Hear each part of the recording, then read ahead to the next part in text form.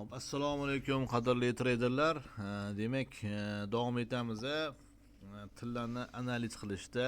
Demak, bugungi efirimiz Elliot to'lqinlari bo'yicha tillarni analiz qilib ko'ramiz.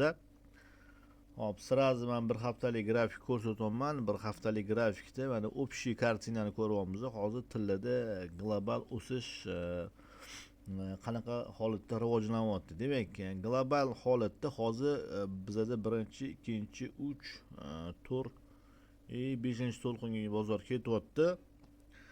Demak, bu где-то 30 yillik почти grafik. D1 ga o'tamiz.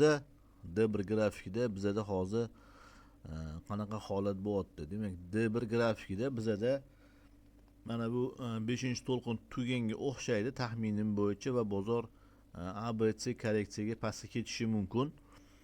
Shuni taxmin qilyapmiz. Chunki bir qancha demak undan tashqari ossilyatorlar divergensiya, ya'ni qaram-qarshilik holatini ko'rsatyapti. To есть bozor tepaga harakatlanyapti, ossilyatorlar esa pastga harakatini demak ko'rsatyapti. Shuni hisobiga tillarda ozgina korreksiya bo'lishi mumkin. No, lekin shuni ham esdan chiqarmaslik kerak. Odatda bunaqa kuchli korreksiyalardan keyin bizda qanaqadir uchburchak shakllanishi mumkin. Bunaqa боковой движение va bundan keyin yana bozor yana o'z yo'nalishida davom etishi mumkin tepaga. Hop, 1 soatlik time frame ga o'tadigan bo'lsak, 1 soatlik time frame da bizda mana bunaqa 5-to'lqin yakunlanganligini taxmin qilyapmiz. 5/5 to'lqinlari. Demak, bulardan keyin уже bozorda qanaqadir падение kutamiz. Endi men bir riski падение hozircha men to'lqinda hisoblayapman. Men hozir chiqayotgan to'lqinlar troyka bilan ketyapti, ya'ni zigzag образный ketyapti. Shuni kuzatamiz.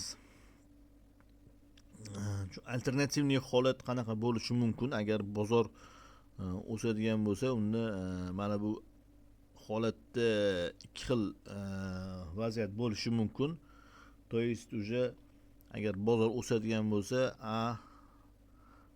B, C to'lqinlar bu yerda усечение bilan tugagan bo'lishi mumkin. Yo'inki ko'ramiz vaziyatga qarab, mana bu yerda o'zida A, B, C to'lqin tugagan bo'lishi mumkin deb faraz qilamiz.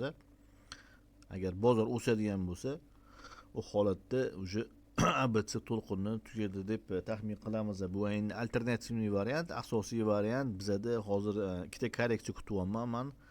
ABC korreksiyasi yo'inki o'sha boya aytganimdek A, B, C, D, Y. To есть uchburchak A, B, C, D, Y to'lqini bu yerda tugaydigan bo'lsa, уже mana bu kutamiz. D to'lqin maksimumdan bozor tepaga ketadigan bo'lsa, уже дальнейший рост demak kutiladi. Demak, bu ikki xil vaziyatdagi demak ko'rinish. Hop, like bosib qo'yamiz, kanalga obuna bo'lib qo'yamiz. Eslatib o'taman, bizda onlayn kurslar ochilgan. Mana kuzatib borasizlar. GAN texnikasi Elliot to'lqinlari bo'yicha demak bozorni professional tarzda tahlil qilish yo'lga qo'yilgan. Qo'ldan kelgancha quyidagi raqamlarga telefon qilishingiz mumkin. Ko'rishguncha xayr, salomat bo'linglar.